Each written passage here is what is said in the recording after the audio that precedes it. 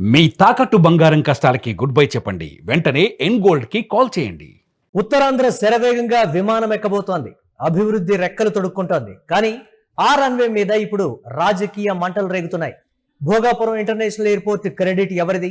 అసలైన విజనరీ చంద్రబాబా లేక పునాదులేసి పనులు వేగవంతం చేసిన జగన? ఒకే ఒక ప్రాజెక్ట్, రెండు విరుద్ధ వాదనలు. అసలు భోగాపురం వెనుక జరిగిందేంటి? మాజీ సీఎం జగన్ చేసిన ఆ సంచలన పోస్ట్ ఏంటి? అయితే దీనికి సంబంధించి జగన్మోహన్ రెడ్డి గతంలో ఏం మాట్లాడారో ఒకసారి చూద్దాం. మరో 3 ఏళ్లలో ఈ ఎయిర్పోర్టు 2026 నాటికి ఇక్కడ నుంచే ఇదే భోగాపురం నుంచే విమానాలు ఎగిరే పరిస్థితి వస్తుంది అని చెప్పడానికి కూడా సంతోషపడతా ఉన్నాం. ఇక్కడ ఇవాళ వచ్చి మనము ఫౌండేషన్ స్టోన్ వేస్తా ఉన్నాము, పునాదిరాయి వేస్తా ఉన్నాము అని అంటే జీర్ణించుకోలేని వ్యక్తులందరూ కూడా ఆశ్చర్యం అనిపించింది. నిజంగా వాళ్ళ మాటలు మాట్లాడుతూ ఉంటే సుప్రీం కోర్టులో కేసుల దగ్గర నుంచి, హైకోర్టులో కేసుల దగ్గర నుంచి, నేషనల్ గ్రీన్ ట్రిబ్యునల్ NGT లో కేసుల దగ్గర నుంచి దేవుడు దయతో పరిష్కరించుకుంటూ వచ్చాం.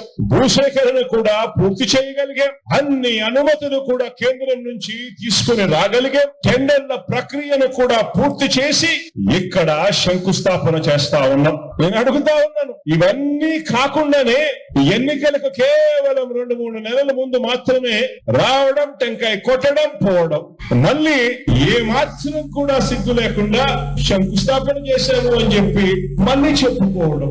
ఈరోజు భోగాపురం ఎయిర్పోర్ట్ నేనే కట్టా అని జగన్, మా విజన్ అని బాబు. ఉత్తరాంధ్రకు కొత్త రన్వే, రాజకీయాలకు క్రెడిట్ వార్ అనేది ప్రస్తుతం సోషల్ మీడియాలో జరుగుతున్నటువంటి చర్చ. ఆగస్టు 1, 2026 ప్రధాని నరేంద్ర మోదీ విజయనగరం జిల్లా భోగాపురంలో అల్లూరి సీతారామరాజు అంతర్జాతీయ విమానాశ్రయాన్ని అయితే ప్రారంభించారు. Governor S Abdul Nazeer, CM Chandrababu Naidu, deputy CM Pawan Kalyan, కేంద్ర పౌర విమానయాన మంత్రి రామ్మోహన్ నాయుడు సమక్షంలో ఈ కార్యక్రమం జరిగింది. 5,000 నుంచి 5,640 కోట్ల రూపాయల వ్యయంతో జిఎంఆర్ గ్రూప్ నిర్మించిన ఈ గ్రీన్ఫీల్డ్ ఎయిర్పోర్ట్ మొదటి దశలో సంవత్సరానికి 60 లక్షల మంది ప్రయాణికులను నిర్వహించగలదు. భవిష్యత్తులో 4 కోట్ల మందికి విస్తరించేటువంటి అవకాశం కూడా ఉంది. 3,800 మీటర్ల రన్వేతో బోయింగ్ 777, 787, ఎయిర్ బస్ A330 వంటి భారీ విమానాలు ల్యాండ్ కాగలవు. ఆగస్టు 17 నుంచి వాణిజ్య విమానాలు కూడా ఇక్కడ ఎగురుతాయి. ఇది ఉత్తరాంధ్రకు కీర్తి కిరీటంలో మరొక మణి అనే చెప్పాలి. విశాఖపట్నం నౌకాదళ ఎయిర్ బేస్ పై ఆధారపడి ఉన్న పాత ఎయిర్పోర్టు పరిమితులను దాటి ఉత్తరాంధ్ర, దక్షిణ ఒడిశా, ఛత్తీస్గఢ్ కు కొత్త గేట్వే. పర్యాటకం, వ్యాపారం, ఎగుమతులు, ఉపాధికి కొత్త ఊపు ఇవ్వనుంది. కానీ ఈ ప్రారంభోత్సవం కేవలం ఒక ఎయిర్పోర్ట్ కథ కాదు. ఇది ఆంధ్రప్రదేశ్ రాజకీయాల్లో జగన్ వర్సెస్ బాబు క్రెడిట్ వార్కు మరొక అధ్యాయం అనే చెప్పాలి. అయితే ఈ ప్రాజెక్టు పుట్టుక అసలు ఎక్కడి నుంచి మొదలైందనేది కూడా ఒకసారి ఆ డీటెయిల్స్ తెలుసుకునే ప్రయత్నం చేద్దాం. భోగాపురం ఎయిర్పోర్ట్ కథ 2000 సంవత్సరం నుంచి మొదలవుతుంది. విశాఖపట్నం ఎయిర్పోర్టు నౌకాదళ నియంత్రణలో ఉండటం, రన్వే పరిమితులు, వర్షాల్లో మునిగిపోవడం వంటి సమస్యలతో వైఎస్ఆర్ ప్రభుత్వం కొత్త గ్రీన్ఫీల్డ్ ఎయిర్పోర్ట్ అవసరాన్ని అప్పట్లో గుర్తించింది. 2005లో వైఎస్ఆర్ సూచనల మేరకు ప్రతిపాదనలు కూడా రూపొందాయి. 2007-8లో Air Force Authority of India Sabbavaram, Achutapuram, Bhogapuram, Kuruprolu సైట్లను పరిశీలించింది. చివరకు భోగాపురం సరిపోతుందని ఒక నిర్ణయానికి అయితే వచ్చింది. 2014లో విభజనకు ముందు కేంద్ర మంత్రి కిషోర్ చంద్రదేవ్ భోగాపురాన్ని ప్రతిపాదించారు. అయితే 2014 తర్వాత చంద్రబాబు ప్రభుత్వం వచ్చాక ఈ ప్రాజెక్టు వేగమైతే పుంజుకుంది. 2015లో Bhogapuram International Airport Corporation Limited ఏర్పాటైంది. మొదట 15,000 ఎకరాల ఏరోట్రోపాలిస్ విజన్, తర్వాత 5,000 ఎకరాలకు, చివరకు 2,700 ఎకరాలకు కుదించారు. రైతుల నిరసనలు, కోర్టు కేసులు తీవ్రంగా ఉన్నాయి. వైఎస్ఆర్సీపీ భూసేకరణపై తీవ్ర వ్యతిరేకత కూడా అప్పట్లో చూపింది. జగన్ ఎర్ర బస్సు కూడా రాని చోటుకు ఎయిర్ బస్ ఎందుకని విమర్శించినటువంటి మాటలు ఇప్పటికీ గుర్తుండిపోయాయి. 2019 ఫిబ్రవరి 14న చంద్రబాబు శంకుస్థాపన చేశారు. కానీ కన్స్ట్రక్షన్ అగ్రిమెంట్ పూర్తి కాలేదు. భూసేకరణ కూడా అప్పటికి పూర్తి కాలేదు. ఎన్నికల ముందు చేసినటువంటి శంకుస్థాపనగా విమర్శలు అయితే గతంలో వచ్చాయి. అయితే జగన్ హయాంలో పునాది నుంచి నిర్మాణం వరకు జరిగినటువంటి పరిణామాలను కూడా ఒకసారి మనం చూద్దాం. 2019లో జగన్ అధికారంలోకి వచ్చాక ప్రాజెక్టును స్కేల్ డౌన్ చేశారు. 2,200 నుంచి 2,203 ఎకరాలకు పరిమితం చేసి రైతుల నిరసనలను తగ్గించారు. 2020 జూన్లో జిఎంఆర్తో కన్సెషన్ అగ్రిమెంట్ కుదిరింది.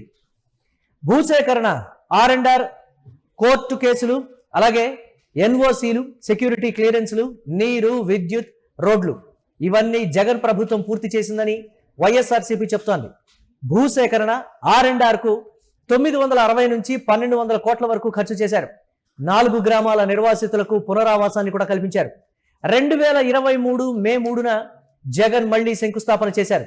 అప్పుడే 2026లో ఇక్కడ విమానాలు ఎగురుతాయి అని ఆయన చెప్పినటువంటి మాటలను కూడా మనం చూసాం ఇప్పుడు. అలాగే నవంబర్ 2023లో నిర్మాణం అధికారికంగా మొదలైంది. L&T EPC కాంట్రాక్టర్ 2024 జూన్ నాటికి సుమారు 30% పనులు పూర్తయ్యాయని కూడా కొన్ని అంచనాలు అయితే ఉన్నాయి. జగన్ ఇటీవల పోస్టుల్లో స్పష్టంగా చెప్పారు, చంద్రబాబు 2019లో ఎన్నికల ముందు శంకుస్థాపన చేసి వదిలేశారు. మేము 2020లో ఒప్పందం, భూసేకరణ, అన్ని అనుమతులు, R&R పూర్తి చేశాం. 1200 కోట్లు ఖర్చు చేశాం. చంద్రబాబు ఏం చేశారు? క్రెడిట్ చోరీ చేస్తున్నారంటూ కూడా వైఎస్ఆర్సీపీ నేతలు ధర్మాన ప్రసాదరావు ఇతరులు కూడా ఇదే వాదన చేస్తున్నారు.